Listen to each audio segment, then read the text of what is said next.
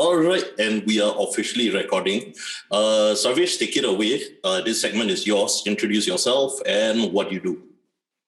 My name is Sharvesh. I'm 24 years old. I'm the co-founder of Minority Voices, and I'm going to be a master's student in gender, sexuality, and women's studies in September this year. That's interesting. Why did you choose that subject to study? I realized that I come from a place of privilege because of my class and my gender. And I wanted to learn more about like people who are further like marginalized than myself, because I can only speak about my own experiences. So that's why I wanted to learn more about like that area. And I also eventually want to work in diversity, equity, and inclusion and be a consultant. I just seemed like the right fit for me. Right. Interesting. Like, to be honest, when I was 24 years old, things were not like I don't think I was thinking that much about societal issues. And by the way, I'm 32, so like there is a gap, but that gap is not that huge, as in we are not like 20 or 15 or 30 years apart, that we belong to a completely different generation from each other. Okay, interesting. I think this generation, I mean, I don't know which generation you're talking about, because I'm right in the cusp. Technically, we belong to the same generation, but maybe people in the in their 20s right now, because what I noticed is that people within my immediate age group, I would say maybe 30 to 35 or 40, seem to be less open about certain societal issues, and they seem to be less open to be willing to talk about a lot of things. I think, honestly, maybe number one, people are just extremely tired of like being discriminated constantly. And also, I think we are very lucky in some ways, because it is like peak digital age, and social media is everywhere and everyone has a camera phone. And, I think because of that, like it gives people like some sort of like power to voice their opinion, to take or to change the narrative and talk about their experiences. So I think media and social media has really helped like people who are around like my age, or people who are much younger than me, like really have a voice and have platforms they can go to and apps they can use to like really talk about their feelings, their thoughts, their experiences, and what they really go through. I think that's what's been really helping us. Growing up, like from people who are around my age, like it was not really talked about either. I think it's only like I've realized in the past maybe 4 years, but like it's exponentially grown like maybe in the past like 2 years, especially after the Pretty Please rap video. I think that's when everything started changing, because you visibly saw a brown person questioning what was going on in Singapore. And when you had that happen, I think people were really supporting her and supporting that. And they also realized that, whoa, if someone else can do it, then I think we all can do something about it, even if it's just speaking amongst our own social circle or going online. Things only happen when you bring it online to like the public sphere. Nothing else really happens if you just have closed door conversations that the government loves having for some reason. Okay, so I think that is a perfect segue to enter the main crux of the reason why we are speaking to each other today, which is your co-founded initiative, Minority Voices. So Minority Voices is a platform that was started because me, my co-founder, we were all just like in a space where we were feeling extremely let down and annoyed and frustrated at what was going on in Singapore, especially during when the pandemic started last year, and what was going on with like migrant workers, and how the narrative was framed in a way that people thought that they got COVID because of their culture and the way they eat and hold hands and all of that, right? And there was a lot of racism targeted at them.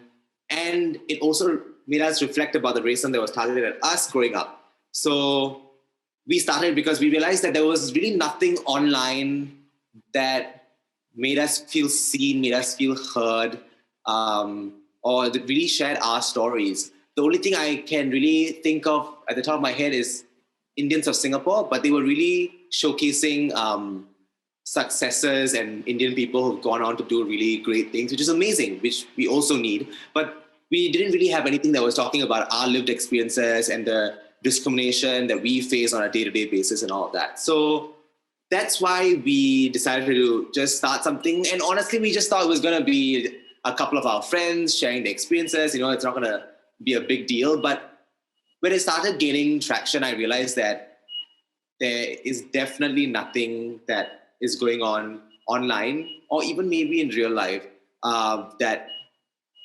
talks about things like this. And that's why I think we also grew exponentially, like, and really fast, because a lot of people resonated with the stories and other people, and a lot of people also just wanted to show some sort of solidarity. So yeah, I think we exist just mainly to showcase the lived experiences of ethnic minorities in Singapore. Are there people from the majority race as well, or a certain privileged class of races who come up to you all and support you all as well? I have to say, we do have, I mean, I don't really check the following because I don't see a necessity, but we do have people who message us, and they are Chinese or anyone, or white, or anyone who's of the privileged ethnicity in Singapore.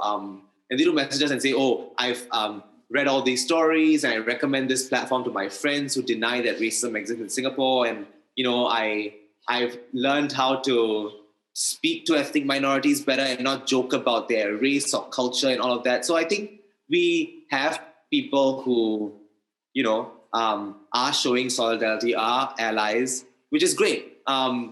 We just need more of that, because I feel like as a population in itself, if we're looking at ethnic minorities, we are like, what, 20, 25% against the 75% ethnic majority who are Chinese. If we want any change, we need to have allies and comrades from the other side. And if we don't, the needle is never going to be moved forward, right? I was just thinking in my head when you were saying all this, that why do people think racism does not exist, at least in Singapore? Let's talk locally first before we move on to whatever has been happening outside of Singapore, and how a lot of the conversations I've had with certain people seem to point towards the current talk of racism in Singapore being a Western thingy. But we'll get to that in a bit. But in Singapore, why do you think a certain group of people believe that there's no such thing as racism? I think just by the population itself, like, I personally have always almost been the only brown person in a room, in a classroom, in any like work setting, right? So I myself realized that not every Chinese person has a friend, a mentor, a colleague who might be an ethnic minority. And when you don't know about people, about cultures, about ethnicities, and when the school system does not teach you, even though they celebrate Racial Harmony Day, you are really not going to know about different people who are different than you, your culture, your religion, and your race, and what you do. So I think ignorance is a big part of it. I also think like racial stereotypes are very ingrained into our society, like the whole, Indian men beat up their wives and they get drunk, or like Malay people are lazy and they don't do work properly, like stuff like that. These are I've heard this constantly and I still hear them today, and that's very problematic. I also actually recently saw someone on Twitter that said that, the reason why she also never realized that racism existed in Singapore was also because of the school system. Like, for example, she was in a middle-class Chinese Protestant Christian elite school and had no interactions with minorities or in her social circle, right? And they were always like surrounded by only Chinese people and only people who thought like them, and the things they regurgitate and they say to other people are most of the time based off of like stereotypes, implicit biases, and are negative. And these narratives get repeated again and again and again, and people start believing them even without having a conversation with someone who might be different from them. And I think that's also the same for like someone who might be like a sexual minority, for example. So I think the school system, like SAP schools and, like all these Chinese schools, like why do they exist? I don't know. They just create this bubble and like, there's no integration, there's no multiculturalism really per se, because it's all just one group of people, right? And when you don't know, I guess you believe the people who are telling you, teaching you, your elders and all of that. So I think that's how this cycle goes about. The fact that now, in today's day and age, it's the 21st century, it's 2021, and people can still say racism doesn't exist when we have literally something happening every single week. Like the last time around I spoke to you was maybe like last month. And and literally in that period itself, there's been multiple things that's come up already, and everything's online, and everything's like Shanmugam is talking about it, and the ministers are calling it out, and like, people are actually like saying, oh yes, this is a problem, but still people will be like, oh no, like maybe this is set up. Like for example, like the whole like interracial couples, people were saying that it was set up by the PAP. I was like, huh? You would rather deny that racism exists than introspect and self-reflect and say, maybe there's a problem and we should fix it. Like, I don't understand why. Right. It's actually interesting you brought up our minister Shanmugam, because he's also he's the point for racism in Singapore. He always comes out to talk about it. Yeah, we all saw his recent post, and I think for some of us, we felt that certain things he said, of course, it was great that he, first of all, acknowledged that incident that took place. But on the flip side of things, like there was this certain layer of quoting that was involved in his message to the people, right? Like asking for more voices or asking for more information. And I'm like, huh? Like, I remember he also clearly said that, I thought we were moving forward with regards to racial harmony and looking at this, I don't think so. I'm like, you mean after one incident when it's an interracial couple having an issue, that's when you think racial harmony is not happening? But when people have been talking about it for the past couple of years, like you have always been vehemently like denying it. So, and then you go on and ask for, I love to hear more from the public. Like, but the public have been speaking. It's like you only don't want to listen to ethnic minorities who are constantly talking about racial discrimination. Like, are all our stories like not valid, like on Minority Voices or any other platform that people talk about? Like, why? Like, I'm just very confused. And I also feel like the whole denial, people deny so they don't have to take responsibility for what's happening. And I think for the longest time, the people in power, the government maybe have not wanted to take responsibility for what's happening. And I think now that things are visual and like they've literally caught it on camera saying, this man, he said, yes, I'm a racist, I don't think, he literally said that. Like the fact that someone can say that blatantly, and he's an educator in a polytechnic, is just so surprising and so, it's very uncomfortable because number one, he's a teacher, and now you know what kind of teachers we are hiring. And he's so comfortable saying that he's a racist, and in Singapore where we are supposedly multicultural, racially harmonious and all of that. So it's just like, I feel like next time we all need to like keep our phones ready and be as calm as that Dave guy, because I don't know how he handled that situation like that. He was incredibly calm. I would have started like, all swear words out. Like I guess we just have to like really be on our toes and like filming every single thing that happens for something to feel like it's valid, which is also problematic in itself. You know what was the interesting part that I noticed about the video itself was that the dude was actually wearing a t-shirt that says Singapore. It just felt weird that he did not hold back at all. Despite the position that he's in, despite that actually told me that he actually believes in the things that he's saying. He is not somebody who is just talking out of the heat of the moment. Sometimes we say things in the heat of the moment that we don't mean. This was not that case at all.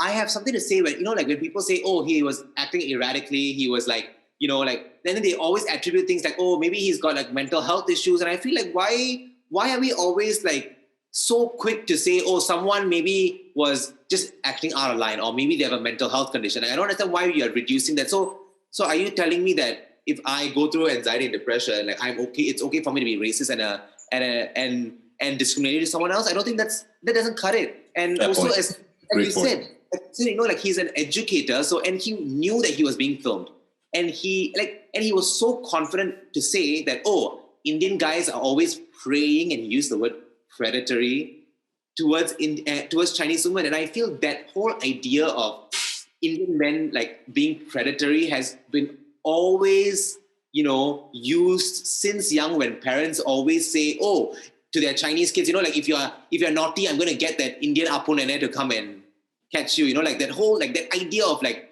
this Indian man is a predator, is a sexualized creature, and you know, like he's going to take away like the purity of the Chinese woman. I think Women Unbounded did a really interesting post about that on Instagram that we reshared. I think that is so extremely problematic because a lot of people actually think that way.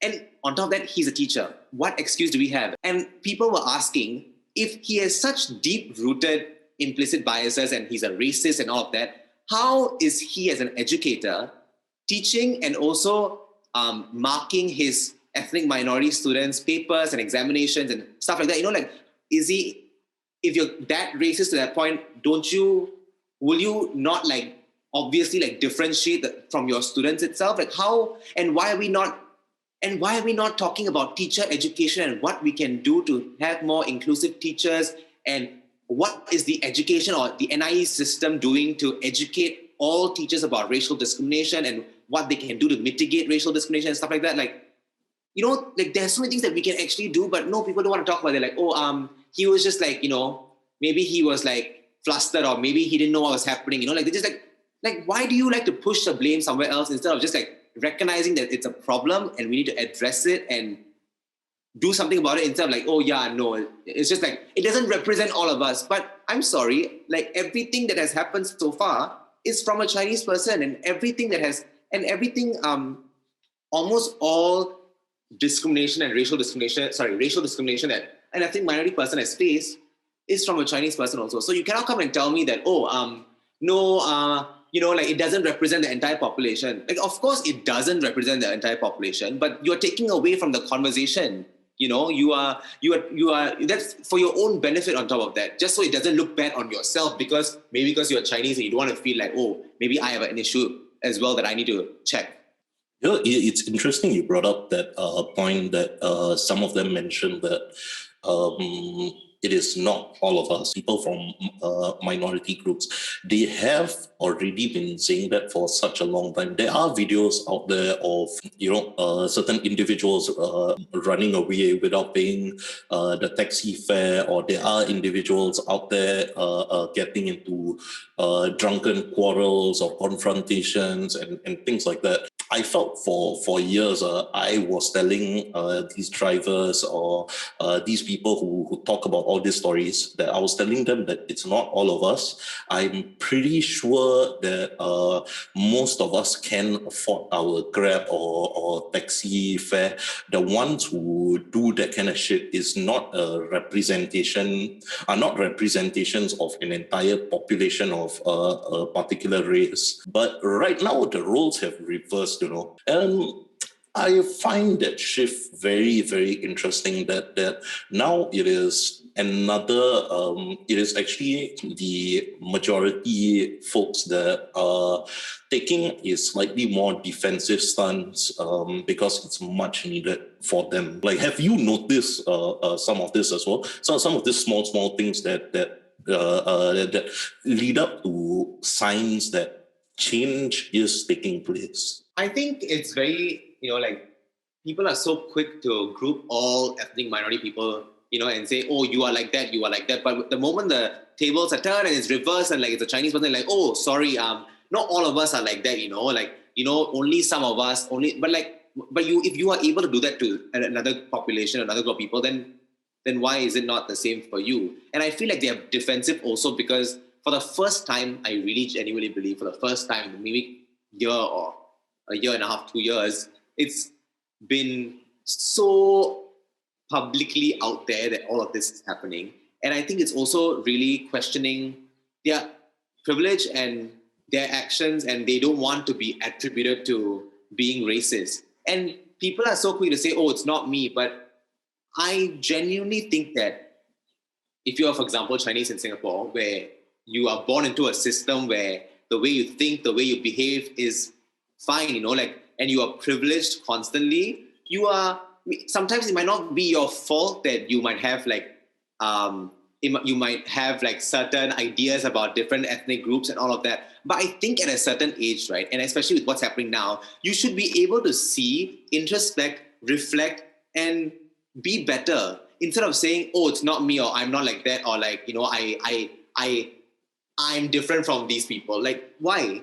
It's just like white people in America. You're born into a system that privileges you, and you are born into a system that allows you to be racist or have racial prejudices and all of that. And you need to work on that yourself. You cannot expect ethnic minority people to do the emotional labor and teach you about our experiences and why we feel this way and why this is happening, and really relive all our trauma for you to learn. There's so much sources out there that you can use, study, read, and actually do the work to be a better ally, to be a better comrade, and just to be a better person, which needs to happen instead of deflecting and say, it's not me.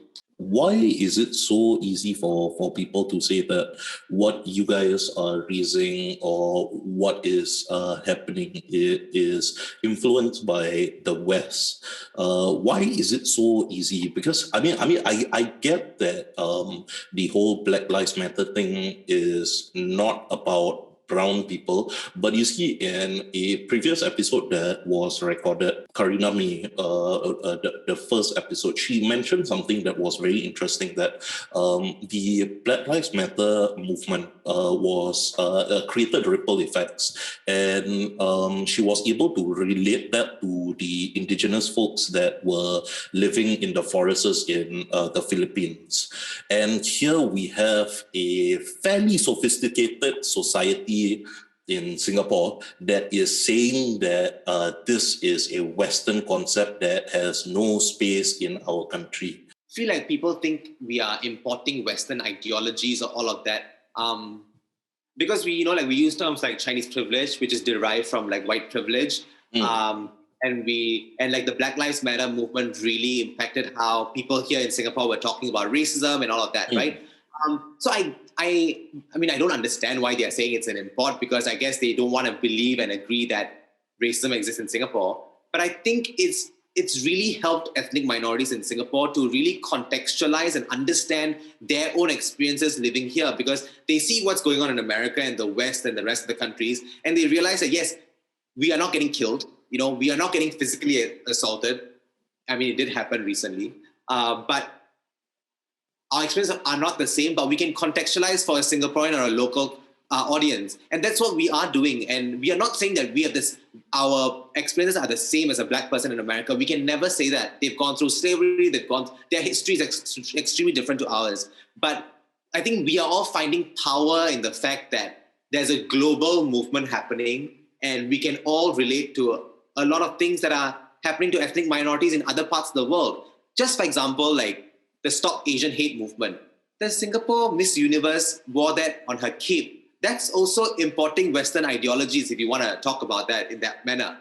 We understand that East Asians were getting battered and assaulted and all of that in the West. And that's an issue. But it doesn't happen in Singapore. That doesn't happen to East Asians in Singapore. It probably might happen to brown people or ethnic minorities here, but it will never happen to East Asians in Singapore. That's why you need to contextualize. I cannot go to America and be like, oh, East Asians are being racist towards me, and I group all the Chinese people together. That's not right. And the contextualization part needs to really happen. And that's why I also read this paper. I think it was the Institute of Policy Studies at NUS. They were talking about globalization and glocalization and how we localize global movements. But I also think that the Black Lives Matter did, in some ways, a disservice. Obviously not for them, but I think for us Singaporeans, I'm very I need to be very careful with the kind of words I'm using. But I think it affected us in a different way, because it made everyone in Singapore realize that, oh wow, there is people are dying in America and like that's terrible, and you have so much support even within Singapore for the Black Lives Matter movement. People posting their, black squares on Instagram and like, talking about Black Lives Matter and all of that, which is great, right? International solidarity is very important. But I think what it also did was it made people think of like racism as a violent attack or something that's physical assault, which I think is extremely unfair, because you cannot just attribute racism as a physical violent attack. There's so many other forms of racism. What about the mental? What about how it affects my mental health and how it might affect me psychologically, emotionally? There are so many different aspects to it. But in Singapore, they're like, oh, but you don't get killed, what? You don't get attacked, what? So it's not as bad as America. So you shouldn't talk about it. Like, why should I not talk about it? I'm from this country, right? Like, I'm a citizen of this country. Why am I being treated differently than a Chinese person? In every aspect, when it comes to work, when it comes to schools, everything, there's a very clear distinction when it comes to even the way people talk to me sometimes. When I'm in a customer service and someone talks to me, or people who are older than me who are brown, it's very different. Like, I don't think that should exist at all. There's so many people like vividly in explicit detail listing out their experiences. I just told you about like Grab drivers and taxi drivers. Of course, bless them, they are all obviously facing a tough time during COVID. I'm not saying that everyone is like that. Obviously, we are not saying that every Chinese person is like that. There are people out there who are giving their support to like you guys, who are trying to raise awareness about racial discrimination. Like we are referring to the problematic majority. When you guys first came out, like I think I've told you this before, that I was so skeptical of you that I was like, why is this, why does this exist? Relating to what you were saying is that like when I was in school, it was expected of me, I went to typical all boys Christian school, it was expected of me to be able to stand up for myself when need be. So, and it could be by any means or whatever. I remember this one particular incident, where someone made a racial slur to me, and when I spoke up about it to my teacher, like he told me that you cannot be willing to take things like that. If somebody says something to you, like our very typical thing, if somebody says something to you, you say back lah. That kind of thing. So I grew up with that perspective that why does minority voices need to exist when it can be dealt there and then immediately. But then I also start realizing the problem in that you may correct that one person, but what about that 10 other people who are like that one person? I do honestly feel at the same time, I hope I am allowed to say this, but is that talk of resolution is not really there at this point. I think people are voicing out their feelings a lot. They, of course, they have every right to do that, but the resolution that comes after that, like, when I hear some of the stories, or rather when I read some of the stories that on minority voices, I just wished that they didn't wait and they actually dealt with the situation on the spot and then speak about their feelings. So what do you think of that? This is just me being brutally honest. I'm not giving a critique whatsoever. The contributors on your initiative, they have every right to be sharing what they shared. This is just me just giving an opinion on that. You see, right? Like, I think it's great that, you had a teacher who told you, if someone says something to you, you just say back lah, like you cannot take it in and just leave it as it is. That's really great. But from my experiences and the people I've spoken to, even within minority voices, like a lot of the times the teachers are also enabling this. They will always pick on the brown, but you are the one, there's an issue with you. You should have said something else instead. Right. And then if we do retaliate, it becomes us because we retaliated. And then also, when you I think it's very rare that you have a group of brown or Indian people in a classroom. So if you're the only one and someone is being bullied through like by racism or being racially discriminated in a classroom setting, everyone else is laughing or is agreeing with that racist bully.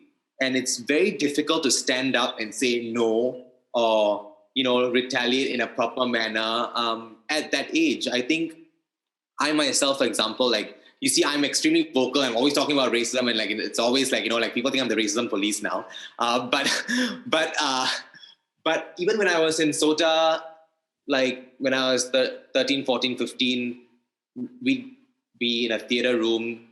I majored in theater. We'd be in a black box, and people would be like, "Oh yeah, where's Sharvesh? We can't see him," or like, "Oh, we can only see his teeth. He's black," like stuff like that. And then I'd be the only Indian person there, and everyone would be laughing. And I'd be like, "Oh, I guess this is a joke," or like, "I guess I shouldn't be upset about it because because people are not trying to hurt me. They're just trying to make a joke out of it," or like, all these things. So it's very difficult to say why someone didn't react at a certain point of time, but now they are sharing their experiences. It takes a lot of time to process things.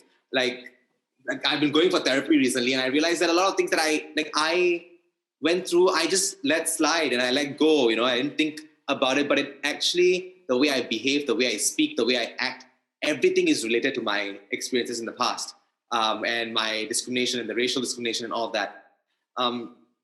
Unless you are that person who, has a really good support system, and like you never really, and you are just that kind of person who has always been very gung-ho, like you can like just say what you want and be the way you are. I think that's amazing, but I think even that personality trait doesn't exist within everybody. I think that's why when a page like Minority Voices exists, like people feel like they can come and speak up because there's a community of people who are already doing that and who are supporting you and who are saying, yes, I've experienced that before as well. And like who are saying, I'm sorry that you had to go through that. And I hear you and I see you and I understand you, which is also very rare because when most of the time when you are the only brown or Indian person or Malay person in a room or in any kind of setting, no one is there to say, hey, this is wrong, or like, hey, I hear you, I see you, and that was wrong and I believe you. A lot of times it's always us being said, oh, don't react in that way, or like, just take it as a joke, or like they gaslight you and say maybe, you should have done this or done that or whatever. I think that's why people are speaking up against it, like in platforms like this. But I do also see now with maybe like the Gen Z population, like people who are much younger than me, are feeling very comfortable like speaking up against stuff like that, and like even in real life conversations, which I think is amazing. I think that's the way to go. For example, you can even see it's a little scary. Like you see even in experiences where people are filming, racist incidents. You don't see anyone else stepping up to say anything, right? You don't see anyone intervening. Interesting observation. You don't see anyone doing anything to stop that incident or to stop that racist act or hate crime or whatever. So if no one is supporting you or no one is there for you, then how are we, when we are getting racially attacked at a young age, going to be able to be like, hey, this is wrong, or hey, I'm standing against this, or like all of that? That's very difficult. That's why I think collective solidarity and camaraderie and allyship is extremely important, because it then gives you the power to feel like you have a voice and you can say something. I think I also felt that way because I never felt like I had any community I could speak about my experiences with racism and discrimination and all of that, because I never felt like I had a group of brown people there supporting me or being there by my side until I myself started Minority Voices, even though I don't share my personal stories on the platform because I don't think that's necessary. Even by the fact that the numbers and the people who are commenting and messaging us, I feel like, great, I feel like if something does happen, I do have a group of people that I can lean on. And that was very clear when someone threatened to call the police on us, like there was hate, but there was a lot of people who were supporting us, who messaged us multiple times, who were giving me like contacts for therapists, who who gave me their numbers to call them for legal aid, and all of that, which is very rare. That doesn't happen. And that shows me that, wow, there are people here who are there, and I feel supported, and I don't feel discouraged and anxious. And now I'm just like, you know what? I'm going to do what I got to do. And people are going to hate, but I am very confident that there are a lot of people by my side. Right. Okay. That's actually quite interesting. So, basically, what you are telling me is that, in sharing the trauma and creating this community, the form of resolution is that a community that supports each other has been created, right? That is somewhat of like what you're saying, right? Because that is actually very interesting. I never looked at it from that point of view. I've always seen, maybe it could be like people within my age group who would see things that way, but I've always seen resolution as something that requires confrontation. I don't know if I'm putting this in the right way, but I've always seen it in the way that, linking back all the way to that situation that happened in my secondary school, that when someone says something to you, you should call it out like immediately, and then it's up to you later on if you want to put it online, or if you want to not put it up online and things like that. Like it is something, say, somewhat of a personal belief that I've always had. I've never really thought of it in that way that you just put it. The platform that you have, I feel, it's not just about sharing and things like that. It's also about people who never actually realize that, they have gone through racism, actually starting to relate. Remember, I think it was yesterday or day before yesterday that I texted. No, it was quite a number of days ago that I texted y'all. It was regarding that back check thing that was going to start again in the MRTs, and I was telling y'all that like I always used to get my bags checked. Like first of all, I'm a brown guy. Second of all, I'm filled up to the brim with tattoos. I am like the poster boy for these people, like where it comes to profiling, they can just put my photo over there and they'll be like, this is exactly what you need to look out for. So it's interesting because for the longest time I used to tell myself and tell people that I have never really actually been through racism, or I've never actually been through like to this extent, to that extent. But I feel like when we try to compartmentalize and we try to like make sense of things in that way, it doesn't really work anymore, because racism is just racism. There can't be like a light form of racism or a heavy form of racism, right? Is there? No such thing. I think racism is racism. Whether it's violent, it's non-violent, it's still racism. I think people in Singapore love using the term casual racism because they can just, this is casual, this is not. So are you saying that it affects someone differently? How would you know? Because unless you've gone through it, like everything has affected me psychologically. That's why I behave a certain way and I'm the way I am. You cannot come and tell me, oh, this is casual, this is not. And I realize that most of the time people who say casual racism, they are Chinese. You cannot come and tell me, if someone as Chinese, you're saying, oh, that's casual racism, but you haven't gone through racism in Singapore. So, I don't think that's fair. And I think, you're talking about how, when I said the whole like solidarity part and the community, I had a friend who but like who experienced like vicarious like racism or trauma. Like that was the first story that we posted on Minority Voices, where like she was sitting in a lecture theater, two students in front of her, Chinese, were making fun of their Indian lecturer's name and how she's probably smelly, right? And I can't pronounce her name because it's too long. Like all those like really unnecessary and nasty things to say about a person. And she was fuming and she just froze. Like she couldn't say anything. Like she didn't know what to say and she didn't know how to react and she didn't know how to confront them. And then once the lecture got over, she ran out and she just started crying because she felt like she wasn't able to stand up for the teacher herself, people who are South Asian, and she was so angry to a point where she just had to release in some way. And I feel like that's also a lot of times because we are told like, just keep quiet, just work harder, just keep your head down, don't get into trouble. You are always the one who's going to get penalized. And that narrative really affects the way you react to even racist incidents. Not everyone is able or even capable to respond when something happens immediately. Maybe they need time to process and then realize, oh yes, this is actually racism. Same with the whole racial profiling in trains and everything, which actually will affect ethnic minorities. Even we posted a story about how this guy who was wearing a turban was profiled recently at Buona Vista MRT or Dover, if I'm not wrong.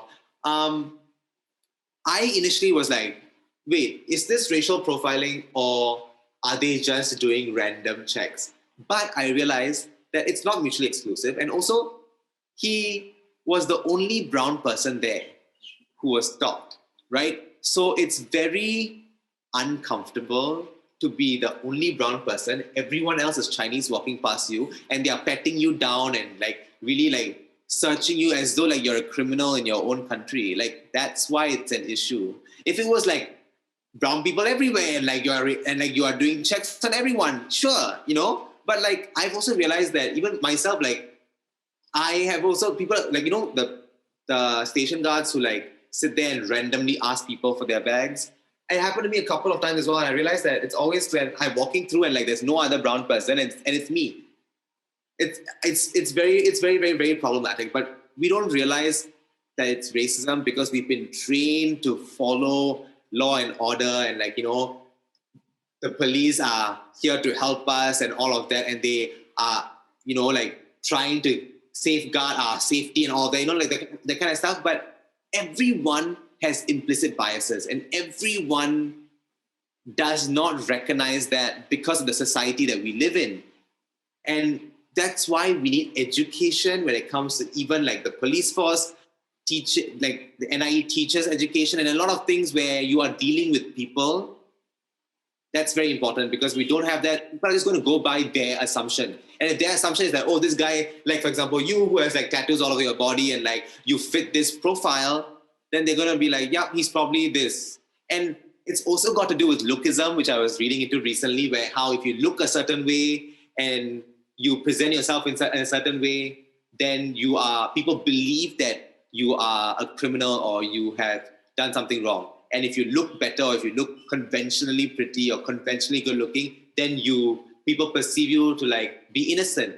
That also plays a part, right? It's a lot of things to do with your psychology and like how the society that you live in, which people will not want to accept because everyone thinks that they are right line, yeah. Right. Yeah. On this point, like I remember this once. I was gonna take the lift up to my house, right? And this was I wouldn't say it was very late at night. I think it was 11-ish lah. And this old auntie, she wanted to take the lift. And I think I told you this before that I grew up in the place that I live, like this section of the east side. Literally everybody who has lived here for like the past 30 years would know me for sure.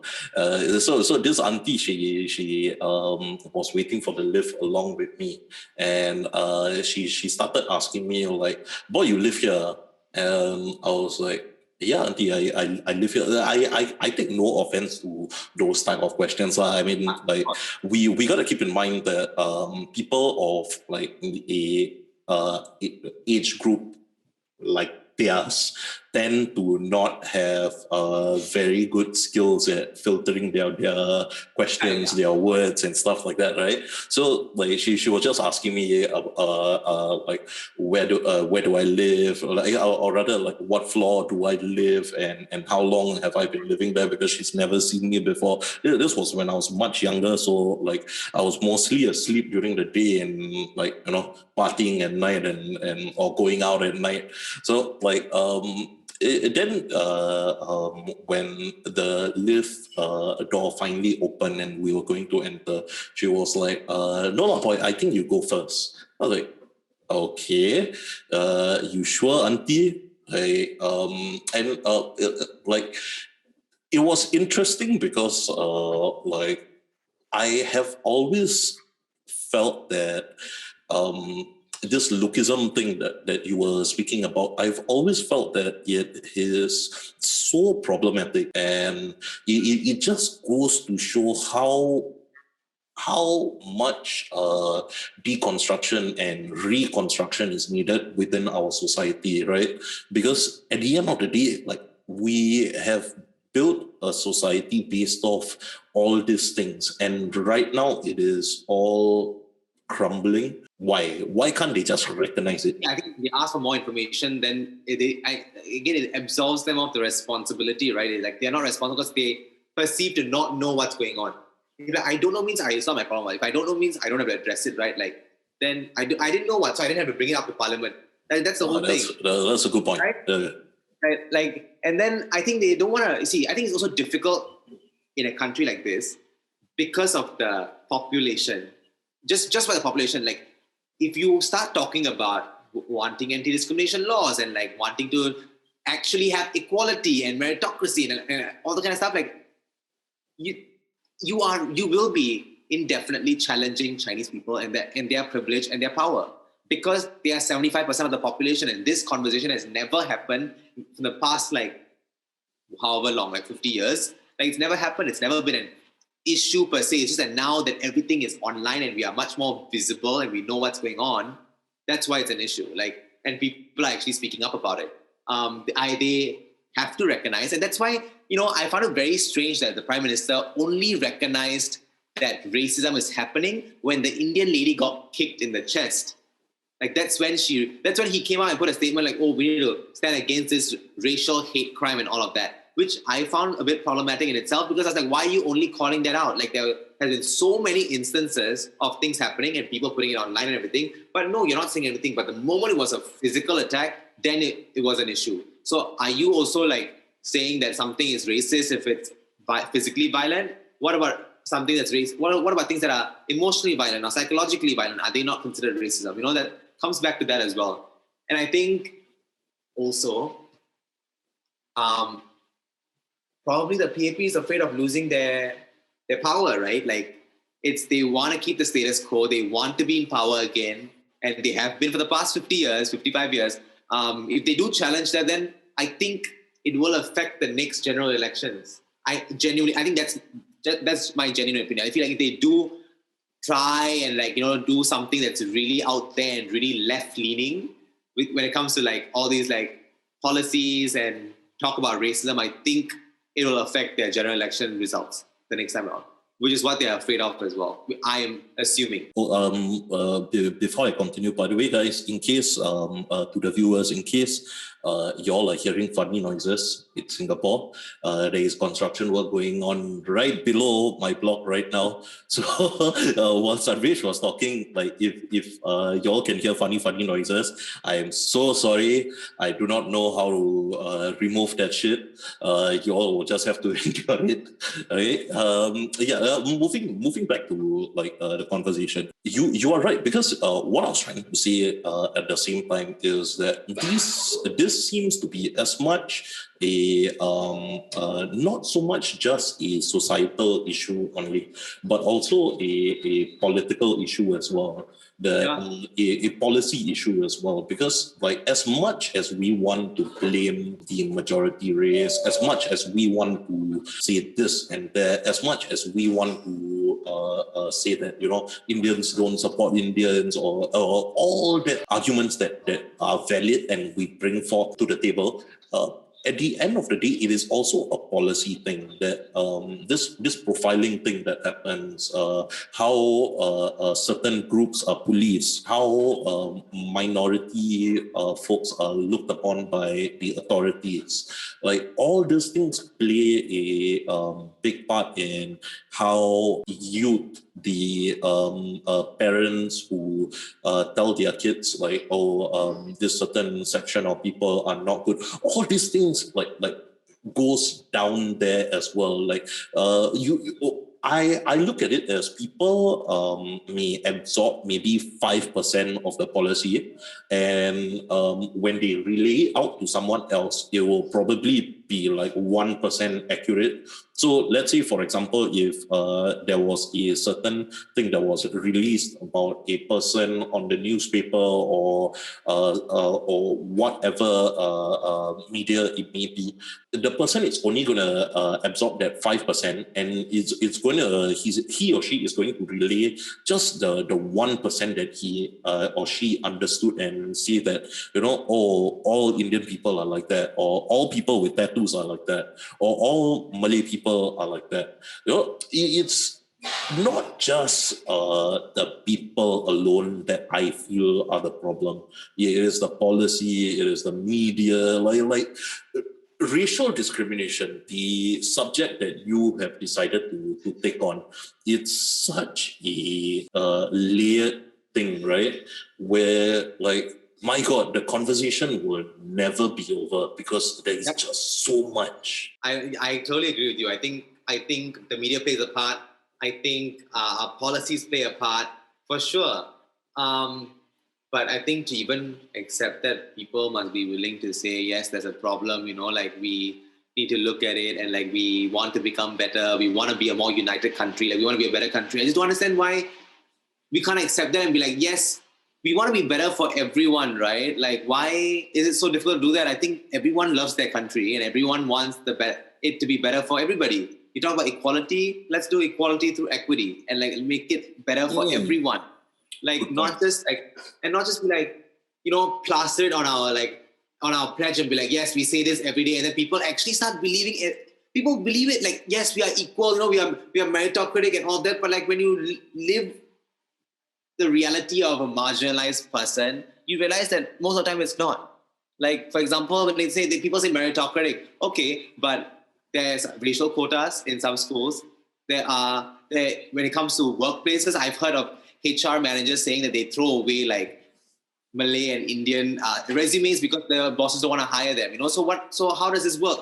Like, it's people in power need to accept that there's an issue and say, I want to make this country better, because that's why we are electing you into power and like into the government and all of that. If you don't want to do that, then I feel like there's really no hope.